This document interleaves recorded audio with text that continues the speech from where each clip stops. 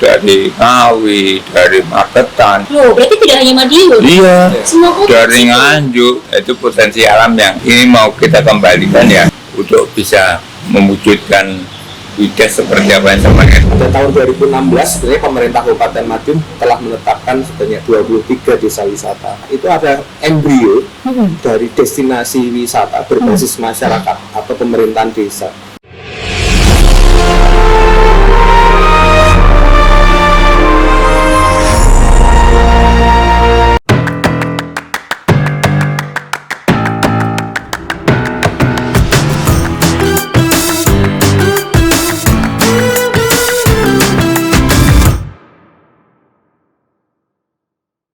Pergi ke Madiun naik kereta api, Cakep, singgah sebentar di alun-alun. cakep. Halo pemirsa, selamat datang kembali di podcast Suara Jatim membahas potensi wisata Madiun. Boleh cakepnya? Cakep.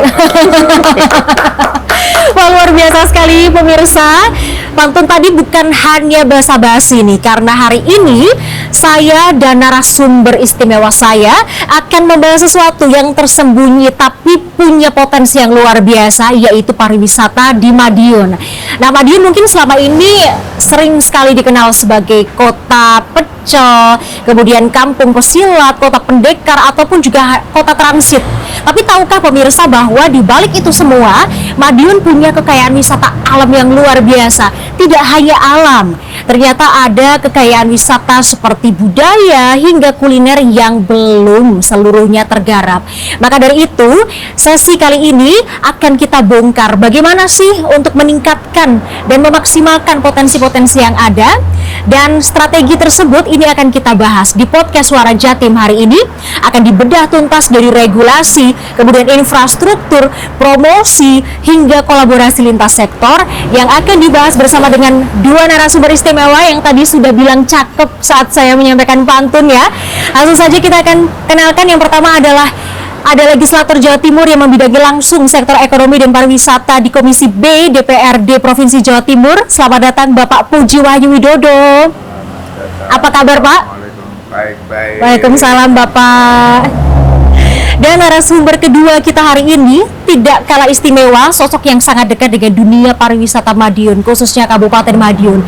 Seorang pemerhati wisata kota dan Kabupaten Madiun yang sudah lama mengikuti dinamika perkembangan wisata di wilayah ini. Langsung saja kita sapa, ada Bapak Bernadi Sabit. Selamat datang Pak, apa kabar? Kabar baik, Assalamualaikum. Waalaikumsalam. Lengkap ya pemirsa, saat ini saya sudah ada dua narasumber yang luar biasa akan membahas dan membedah wisata di Kabupaten Madiun. Ada regulasi kebijakan dari Pak Puji nanti ya Pak, kemudian ada dari lapangan dan pengamatan langsung pariwisatanya ada Pak Bernadi Sabit. Jadi pemirsa, diskusi ini dijamin komplit. Kalau kata Pak Bernadi, dari hulu ke hilir, betul ya Pak ya? Oke, langsung saja Pak. Tadi ada tayangan tentang Waduk Widas, potensinya luar biasa. Kalau secara umum, bagaimana kondisi pariwisata di Madiun di mata Bapak Puji dan juga Bapak Bernadi saat ini? Apakah sudah seindah potensinya atau masih banyak yang perlu dibenahi? Mungkin dari Pak Puji terlebih dahulu. Terima kasih. Kabupaten Madiun memiliki 15 kecamatan. Dari masing-masing kecamatan kita punya potensi, namun belum begitu tergali banyak. Ya. Di Madiun ada air terjun, jadi di Kare dan lain sebagainya. Ada Watu Rumpuk, ada, namun rasanya belum tergali seluruhnya. Iya, termasuk Waduk Widas ya. Potensi yang perlu kita gali, karena potensi ini punya potensi yang sangat besar. Ya. Bisa mendatangkan PAD yang miliaran. Iya. Karena potensi ini sekarang masih terpendam karena belum kita gali. Iya. Di Waduk dan sudah potensi yang banyak. Perlu kita benahi sehingga bisa menghasilkan PAD yang membawa Kabupaten Madiun itu besar. Iya. Menurut Mas Bernadi. Kalau dari Pak Bernadi bagaimana Pak? Ya, saya sepakat dengan apa yang disampaikan Pak Puji tadi. Potensi di Kabupaten Madiun itu sangat sangat besar dan sangat luas. Betul. Baik dari potensi alamnya, potensi budayanya, dan buatannya. Yes. Kemudian tadi sempat di bagian awal ada video tentang Waduk Widas. Ya. Nah, bagaimana Waduk Widas ini harapannya ke depan ini bisa kembali lagi seperti era-era tahun 90-an ya Pak Puji ya. Bagaimana dulu kegiatan wisata di sana itu memang sangat-sangat berkembang. Bahkan kawasan-kawasan yang berbatasan dengan jalan lintas provinsi itu dulu banyak sekali penjual ikan di sepanjang jalan. Terus kemudian juga pemancing dan lain sebagainya. Hari ini sayangnya karena bisa faktor pasca pemulihan COVID yang ternyata juga belum normal kembali gitu. Iya, sampai sekarang. Iya, ya. sampai sekarang. Iya. Jadi memang agak turun, tetapi Oke. ini tidak menjadi masalah, justru menjadi tantangan bagi kami pelaku pariwisata sekaligus seperti Pak Puji sebagai regulator. Iya. Nantinya kita akan berpikir dan membuat strategi Ya. bagaimana Waduk Widas ini kembali seperti masa keemasannya dulu. Artinya seperti apa memaksimalkan? Tadi menarik sekali, tapi sebelum masuk bagaimana strateginya? Bapak berdua ini sudah ke Waduk Widas belum? Pasti sering. Berapa kali Pak Puji, berapa kali? Saya dulu pelaku dan pencinta Waduk Widas. Oke, boleh dijelaskan? Jadi Waduk Widas itu dibuat selesai tahun 1984. Oke. Diresmikan oleh Pak Presiden Soeharto. Terus kemudian dari 84 sampai 91 itu menjadi tempat pemancingan yang istimewa, Terfavorit. terfavorit. Oke.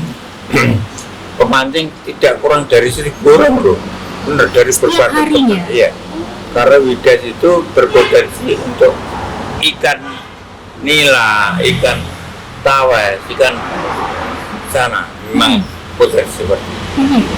Namun di akhir tahun 97 karena pengelolanya ganti gitu, sehingga tidak ada yang merawat.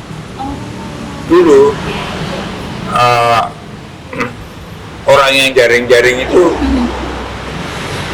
dia infeksi oleh jasa tirta. Namun sekarang enggak. Jadi masyarakat belasannya pasang jaring. Ikan itu terjaring, sore itu pasang, paginya ngundung. Itu Jadi berkurang dong Pak? berkurang, dan kehidupan ikan tidak bisa berkembang. Jadi ekosistemnya berkurang karena ada pelanggaran menjaring ikan terlalu berlebih gitu ya Pak ya?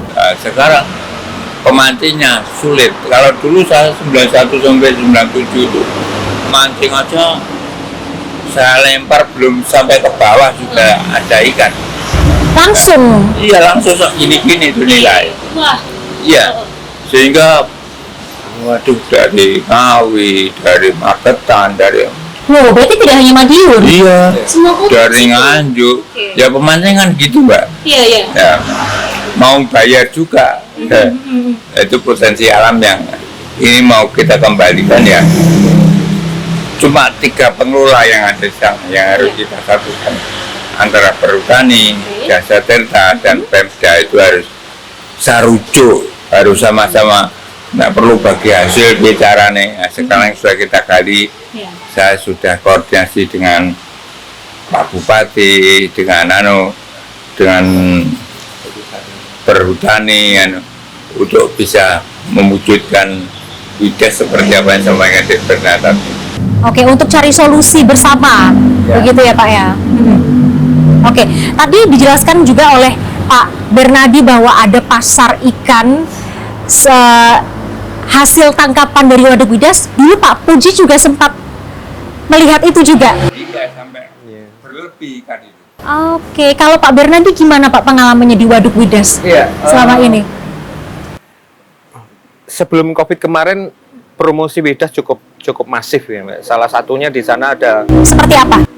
banana boat, terus kemudian ada glamping. Ada glamping Ada juga. glamping Wah, juga. menarik sekali. Terus kemudian ada juga yang apa itu? Karavan apa itu? Tenda karavan ya. Maksudnya tenda yang untuk mobil-mobil itu loh, Mbak. Iya, camper van. Iya, camper van, betul. Namun sayangnya upaya promosi yang cukup masif dari pengelola Waduk Widas itu terhalang oleh COVID-19. Ya, COVID-19. Terus selain itu juga menurut saya dengan adanya jalan tol ruas Solo Mojokerto itu juga berpengaruh. Kenapa? Karena lalu lintas yang tadinya itu melewati jalan provinsi yang kebetulan itu juga menjadi pintu masuk ke area Widas itu juga berkurang. Karena sekarang kendaraan lebih memilih lewat jalan tol. Karena lebih cepat dan akhirnya lebih memilih alternatif wisata lain, begitu ya Pak ya. Oke, tadi disebutkan saya mendengar ada banyak sekali potensi ya Pak. Ini saja tadi tahun 90-an ada 1000-an pemancing yang mampir ke Waduk Widas. Artinya kan setiap hari pemasukan daerah itu luar biasa. Berarti kan ini menjadi mimpi harapan agar kembali lagi nih ke momen itu. Seberapa optimis Pak Puji maupun Pak Bernadi bisa mengembalikan lagi momen-momen emas Waduk Widas itu kembali seperti kemarin, Pak? Pak Puji. Kalau saya optimis dan itu bisa kita lakukan asal kita bisa dari bidang tadi itu kita ajak bicara bersama-sama, nanti bagi hasil, dan bisa potensi pemancingan tanah atau potensi lain pemancingan komposisi bisa menambah ramainya Widas sehingga potensi yang kesana banyak. Wah, ini menarik sekali nih kalau kita bicara soal kampung pesilat ya Pak ya. Tapi sebelum masuk ke situ, seberapa besar sih Pak potensi unggulan di Kabupaten Madiun ini yang menurut Bapak Pak Bernadi sebagai pengamat khususnya ya, ini belum tergarap secara maksimal gitu. Tadi sempat disinggung oleh Pak Puji bahwa di Kabupaten Madiun ada 15 kecamatan, di mana 15 kecamatan itu ada sekitar 206 desa dan kelurahan. Pada tahun 2016 sebenarnya pemerintah Kabupaten Madiun telah menetapkan sebanyak 23 desa wisata.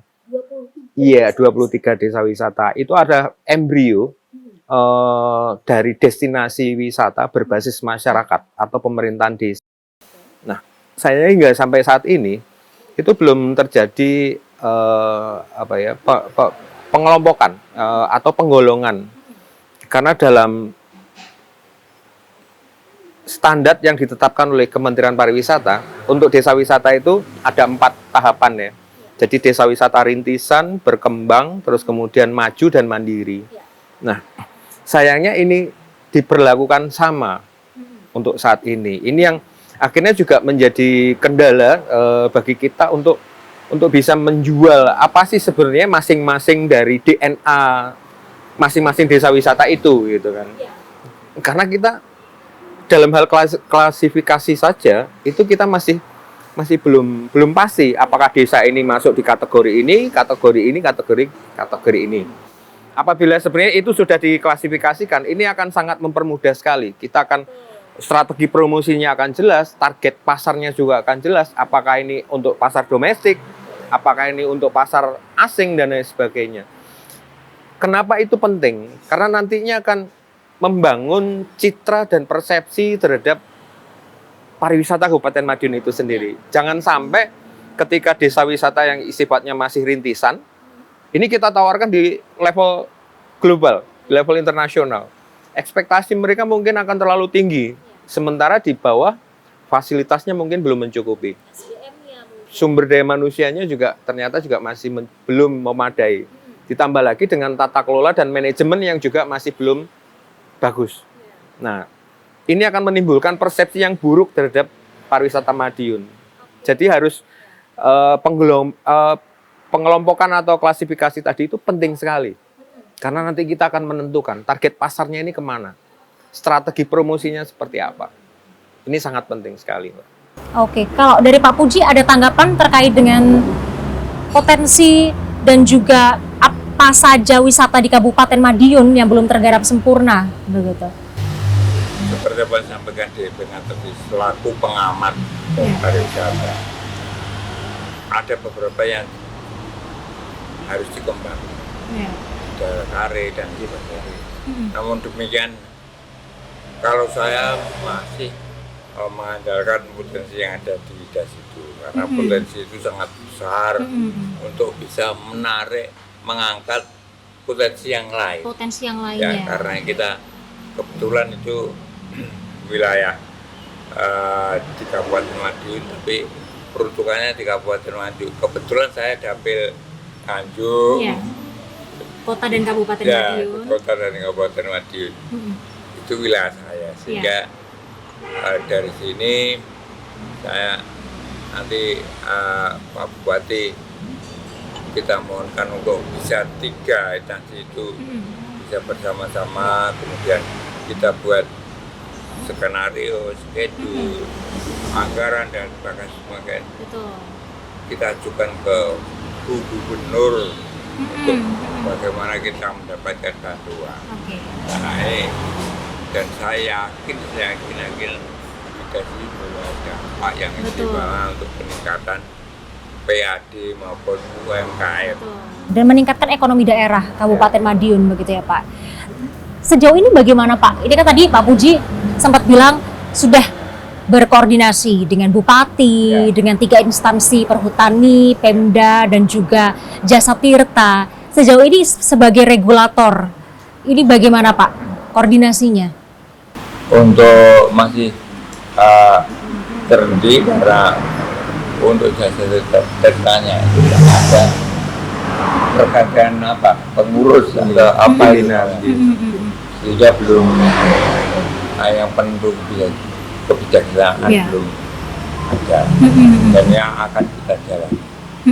Jika itu sudah bersatu, terus kemudian kita langkah-langkah pelarangan ikan, penangkapan ikan melalui jaring dan lain sebagainya, dan pembersihan, karena ternyata sudah banyak tanaman-tanaman yang harus kita potong di air itu. Banyak PR ya Pak? Ya, sehingga luasnya Widas itu malah kelihatan nggak luas lagi.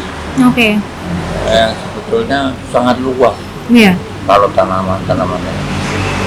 Dan kita nanti akan sebagai awang tempat-tempat yang lain bisa mencontoh Widas ini. Oh, oke. Berarti artinya Widas ini akan menjadi pusat percontohan wisata bagi wisata-wisata lain yang ada di Kabupaten Madiun. Tapi kan itu perlu infrastruktur yang matang, SDM-nya yang matang. Sekarang kita ke Pak Bernadi. Sejauh ini bagaimana kualitas SDM-nya begitu? Yang mengelola Waduk Widas sejauh ini begitu, Pak? Untuk pengelolaan Waduk Widas memang ada di Jasa Tirta ya. Sementara untuk pemangku kewilayahan itu adalah Perhutani.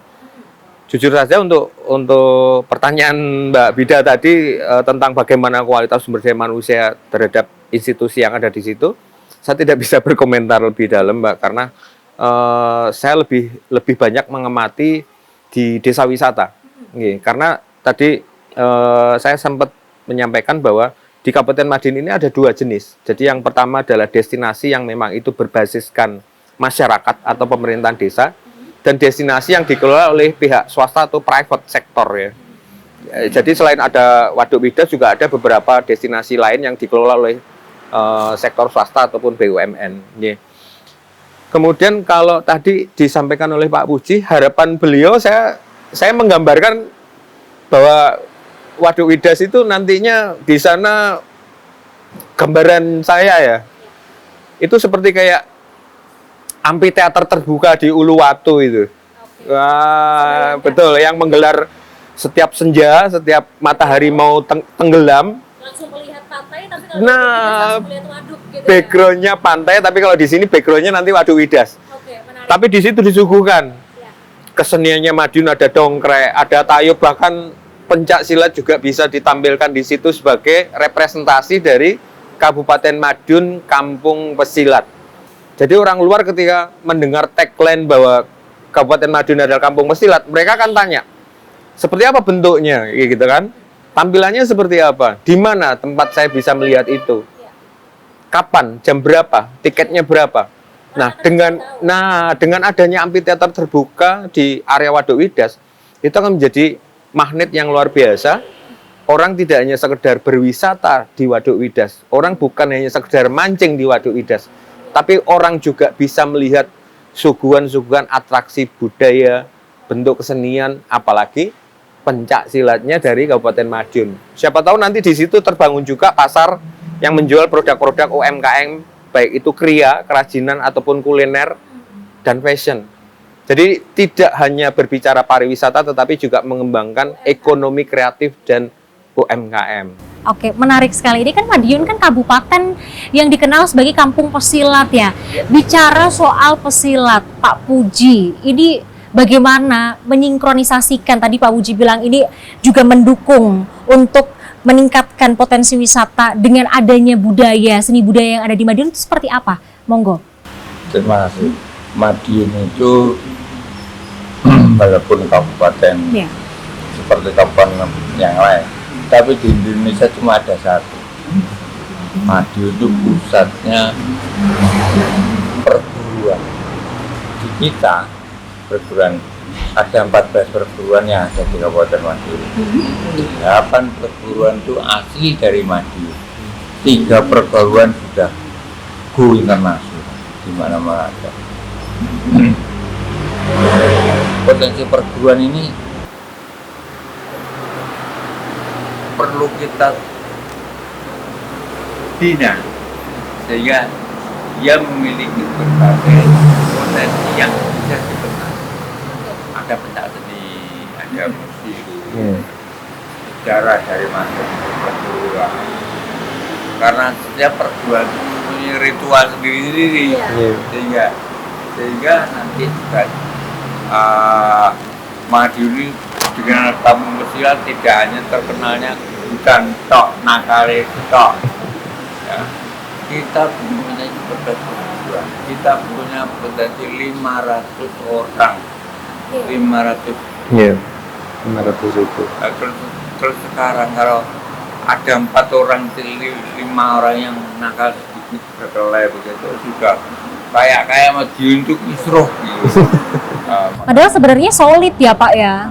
Sebetulnya seperti ini. Pasar Madiun sekarang kalau perguruan A punya jalur aturan acaranya salah satu perguruan, yang jaga itu yang bantu jaga adalah macam-macam perguruan juga bantu aparat kepolisian untuk mengamankan itu.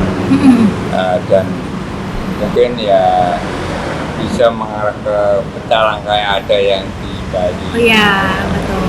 Itu satu, sehingga dengan pengembangan pariwisata ini tidak hanya tidak hanya mendapatkan uang, tapi terutama di wilayah ikut terjadi. Kalau perguruan itu kita libatkan kita berbagai. Kalau dari Bapak sendiri, contoh pelibatannya apakah juga senada dengan yang Pak Bernadi bilang, dengan amphitheater tersebut melibatkan kesenian-kesenian untuk tampil di situ termasuk pencaksilat juga? Iya, di sana masih ada tempat, sebelah timur juga, dan makanya kerja sama kehutanan itu bagaimana tempatnya bisa lebih diperluas untuk tampilan berbagai acara yang. Oke. Lalu ini kan artinya perlu ada kolaborasi ya, gitu.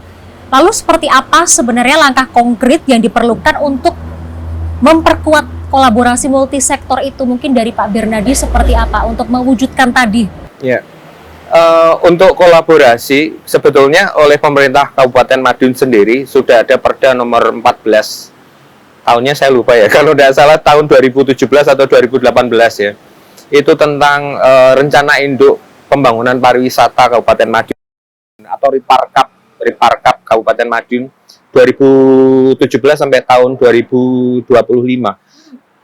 Di situ tercantum dengan sangat jelas sekali bahwa sebagai lokomotifnya itu memang pariwisata, tetapi gerbong pendukungnya itu sektor-sektor lain, baik itu pariwisata, pendidikan, kebudayaan, kesehatan, pertanian, dan lain sebagainya. Jadi kita tidak bisa bergerak sendiri. Nah, alhamdulillah sebetulnya di Perda itu mengatur itu semua, fungsi dan peran dari masing-masing dinas terkait untuk lebih memajukan sektor pariwisata di Kabupaten Madiun. Tinggal dimaksimalkan lagi Tinggal kolaborasi itu dimaksimalkan kembali, betul. untuk mengembalikan itu ya. Iya. Tapi kan kita tahu selama ini bahwa wisata di Kabupaten Madiun ini belum semasif itu. Apalagi saya bukan orang Madiun, jarang mengetahui ada ternyata ya destinasi wisata Waduk Midas misalnya. Seperti apa Pak? Perlu kita koordinasikan berbagai hal yang disampaikan di sini tadi. Pak Bupati sudah analisis mengenai pengembangan Waduk Midas, pengembangan pariwisata yang ada di masing-masing desa. Namun baru 2 tahun ini ya, nanti kita harapkan tahun ketiga dan keempat sudah berada bisa menunjukkan. Saya juga demikian, ini tahun kedua, tahun ketiga proposal ini melalui tidak melalui media massa ini semoga banyak mendukung, apalagi BUMN dan sebagainya, BFD yang bersedia membantu pariwisata yang ada di Kabupaten Madiun. Baik, kita aminkan bersama ya Pak. Semoga memang segala niat baik untuk memajukan destinasi wisata itu segalanya berjalan dengan baik dan lancar begitu ya Pak ya. Nah, ini kan kalau misalnya kita bicara soal wisata, tentunya perlu promosi. Jika tidak dipromosikan, bagaimana masyarakat luas publik luar Madiun tahu? Kalau dari Pak Bernadi selaku pengamat wisata Kabupaten Madiun, bagaimana sih Pak strategi promosi yang efektif nih Pak untuk meningkatkan kunjungan wisatawan ini ke Madiun? Gitu. Madiun memang bukan termasuk di dalam kawasan strategis pariwisata Provinsi Jawa Timur. Jadi Madiun ini merupakan satu kawasan bersama yang kita sebut sebagai kawasan Mataraman atau kawasan Pawitan Dirogo. Apa itu Pak? Nah, baru denger ya. Pawitan Dirogo itu berarti Pacitan, Ngawi, Magetan, Madiun ya. Dirogo itu ya, itu tadi Madiun dan Ponorogo. Nah, istilahnya sebutannya plat AE. Nah, betul. Nah, sebenarnya untuk strategi promosi ini kita bisa bersinergi dengan kawasan-kawasan yang lain ya. Karena di sisi barat kita ada Sarangan yang sudah sangat terkenal dengan telaga Sarangannya. Terus kemudian Ponorogo juga ada telaga Ngebelnya. Nah, bagaimana ini nanti kita bangun kolaborasi itu tadi. Karena kita tidak bisa jualan sendiri, kita tidak bisa promosi sendiri. Sama halnya ketika Jawa Timur di bagian tengah, untuk menjual Bromo, itu tidak hanya Malang yang menjual Bromo, tetapi juga ada Pasuruan, ada Probolinggo, yang mereka menjual hal yang sama. Jadi untuk efektif promosi pariwisata di Kabupaten Madiun tidak bisa menjalankan promosi sendirian, tetapi juga harus menjalankan sinergi promosi berbarengan dengan kawasan barat. Ada Magetan yang dengan unggulannya itu Telaga Sarangan, terus kemudian Ponorogo, di sana ada Telaga Ngebel, bahkan reok Ponorogonya yang sudah mendunia. Nah, Madiun punya apa? Salah satunya adalah Widas. Ditambah lagi dengan tadi Ponorogo punya reok, kita punya pencaksilatnya. Nah, ini bisa menjadi apa ya? Kolaborasi dan istilahnya itu bundling kalau saya bilang itu. Betul, paket lengkap. Yeah. Tapi kan perlu pemanfaatan digitalisasi juga dan sosial media, itu seperti apa nanti? Betul sekali. Jadi untuk mengurangi gap penguasaan teknologi itu memang dibutuhkan sumber daya manusia yang terlatih, Mbak. Nah, salah satunya tadi disampaikan Pak Puji. Misalkan ada kendala, misalkan efisiensi anggaran oleh pemerintah kabupaten, Pak Puji sudah menawarkan, siapa tahu dengan mengajukan proposal lewat Ibu Gubernur Provinsi Jawa Timur, itu semuanya bisa dibiayai. Ya. Jadi ketika ada kendala di level kabupaten, ya Pak, nah ini masih ada solusi lain dari pemerintah provinsi lewat Pak Puji selaku anggota dewan. Nah, ini bisa mengatasi kesulitan-kesulitan penganggaran untuk kebutuhan pembangunan infrastruktur, kemudian juga untuk peningkatan kapasitas SDM, strategi promosi, dan lain sebagainya. Gitu, Mbak. Kalau pengembangan untuk masyarakat setempat termasuk itu begitu ya Pak ya? Karena kan tentu kita sebuah destinasi wisata pasti akan melibatkan masyarakat sekitar, begitu ya, dan juga melibatkan UMKM yang paling penting. Ini bagaimana? Mungkin dari Pak Puji, apakah dengan nantinya potensi Widas ini semakin meningkat, itu juga memberikan keuntungan dan kepada UMKM yang ada di Madiun khususnya gitu? Itu juga jelas sekali. Ya. Jadi kalau mana misalkan sekarang yang jaring-jaring itu Ya. yang mungkin bisa kemarin satu bulan Ya. dia jualan tempatnya nanti yang itu kan bisa juga itu masyarakatnya karena memang mungkin tidak mungkin jaring-jaring itu Iya. udah sekarang kita nanti kalau ada perda yang melarang mereka kenapa kan ada kita harus dan wilayah itu nanti wilayah Anjir dan sebagainya nanti bisa ke Termasuk juga memberdayakan masyarakat untuk berjualan juga, begitu ya Pak ya di sana ya gitu. Dan berarti artinya kebijakan yang paling mendesak untuk segera diwujudkan itu adalah tadi ya Pak ya, yang sedang diusahakan kolaborasi bersama dengan Bupati, koordinasi tersebut untuk sampai ke Bu Gubernur ya Pak ya. Oke, nah tadi kan dalam tayangan itu juga ada statement warga juga yang berwisata ke sana menyampaikan ada sejumlah infrastruktur nih yang harus diperbaiki, termasuk akses jalan begitu ya Pak ya. Kemudian wisatanya juga perlu ditambah begitu ya Pak. Nah ini saya juga jadi ingat Pak, tadi Pak Bernadi sempat bilang ada banana boat juga, ada camper van. Sampai saat ini kok sudah hilang ya Pak ya. Itu loh yang sangat disayangkan ya Pak ya. Iya. Kebetulan kawasan hutan di sekitar Waduk Widas ini kan kawasan hutan jati ya. Jadi tipikal hutan munson. Jadi tergantung situasi atau musim kemarau dan musim penghujan. Ketika bulan-bulan sekarang memang memasuki musim kemarau kelihatan gersang karena daun-daun jati sudah mulai berguguran gitu kan, kelihatannya gersang ya. Ya memang itu menjadi ciri khas Kabupaten Madiun. Ciri khas dari wisata Widas itu sendiri. Tapi tanpa mengurangi bentang alam atau formasi hutan yang ada di sana, saya yakin pihak pengelola ke depan punya strategi bagaimana kawasan yang menjadi destinasi wisata di area Waduk Widas itu mampu dihijaukan dengan tanaman-tanaman yang evergreen sepanjang tahun gitu.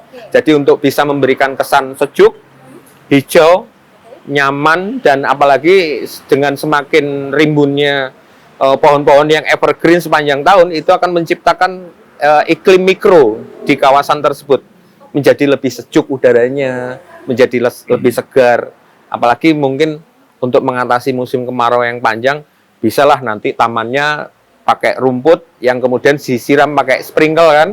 Nah sekarang pakai pakai IoT kan dengan teknologi informasi. Wah ini bisa ketahuan nih tingkat kelembabannya, kekerangannya sekian, sprinklenya bisa nyala. Jadi biar kelihatan hijau kembali. Terus kemudian untuk fasilitas infrastruktur yang tadi disampaikan, kembali lagi saya yakin di sana pasti ada kewenangan-kewenangan menjadi bagian dari 3 pemangku kepentingan di sana. Ada Jasa Tirta, mungkin dia di bagian mananya, pemerintah kabupaten di mananya, dan perhutani di bagian mananya. Untuk itu saya kurang paham betul ya. Tapi semoga dengan podcast ini Pak Puji nanti 3 pihak itu betul-betul tergugah gitu loh. Oh iya ternyata benar apa yang disampaikan Pak Puji ataupun di podcast ini memunculkan ide. Tiba-tiba kayak muncul bohlam di atas kepala aja gitu. Kling gitu kan. Oh iya berarti harusnya gini. Wah gitu. Kami berharap seperti itu. Tantangannya apa sih Pak dari Pak Puji? Tantangan terbesar dalam mengembangkan pariwisata Waduk Widas ini? Ya karena masih ego sektor belum kita satukan. Mungkin kita pendekatan rayuan kita koordinasi kita kurang. Nah, insya Allah dengan berbagai hal yang kayak begini kan memberikan masukan pada mereka. Ya. Kalau kita banyak dukungan, Ya. itu mestinya ada perubahan. Saya sudah disanggupi Ya. sama Pak Sekda. Hmm. Jadi kita kumpulkan, kita ngobrol dulu, setelah itu kita bicara mengenai hal yang harus dijalankan. Coba nawari untuk penangkaran rusa. Nah, daerahnya cukup, tempatnya cukup ada kalau kita sedikit membuka di Iya. penangkaran rusa yang nanti suatu saat maju sebagai satu rusa gitu kan. Wah, oke. Ya, ada penangkaran rusa yang sanggup untuk bisa memberikan spot untuk dirinya. Di Widas tersebut. Oke. Kalau Pak Bernadi, Pak, tantangannya seperti apa sih Pak untuk mengembangkan desa? Maksud saya daerah destinasi Waduk Widas ini, dan juga apa yang perlu diperkuat lagi agar pengembangan wisata Waduk Widas ini tidak berhenti nih di tatanan wacana saja, dia tidak berhenti, tapi benar-benar terrealisasi akhirnya. Baik, mungkin saya membagi tiga hal ya Mbak. Jadi yang pertama itu di kelembagaan dan perencanaan. Tadi disampaikan Pak Puji, ada 3 pihak di sini yang punya kepentingan bersama. Saya yakin dengan duduk bersama, terus kemudian kita mencapai satu kesepakatan bahwa ini yang terbaik untuk Kabupaten Madiun dan untuk masyarakat Kabupaten Madiun, insya Allah ini akan jadi sesuatu yang baik. Ya. Terus kemudian yang di tengah itu kita berbicara di manajemen dan tata kelola serta SDM. Kami yakin dari 3 institusi ini juga memiliki SDM yang mumpuni, ya, SDM yang mumpuni untuk bisa mengolah ini. Sayang sekali apabila Widas tidak segera istilahnya dirumat, terus kemudian dimanfaatkan dan dikembangkan, itu akan sayang sekali. Dan yang ketiga nanti untuk promosi dan pemasaran, tadi saya sempat menyinggung bahwa kalau sudah jelas nih fasilitasnya bagus, infrastrukturnya bagus, terus kemudian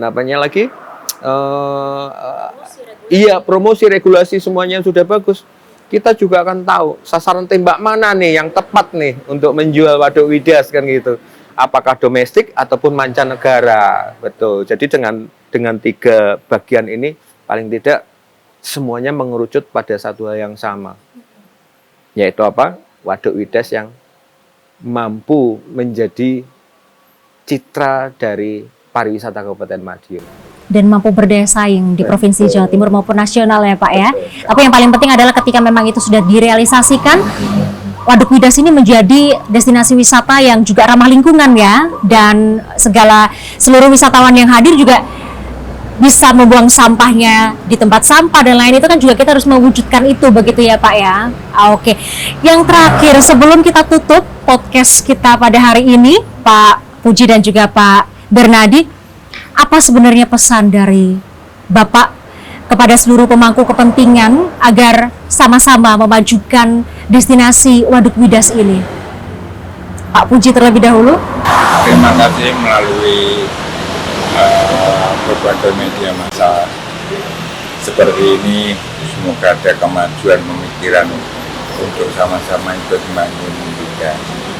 Utamanya kepada Ibu Gubernur, kami punya rencana seperti ini Bu.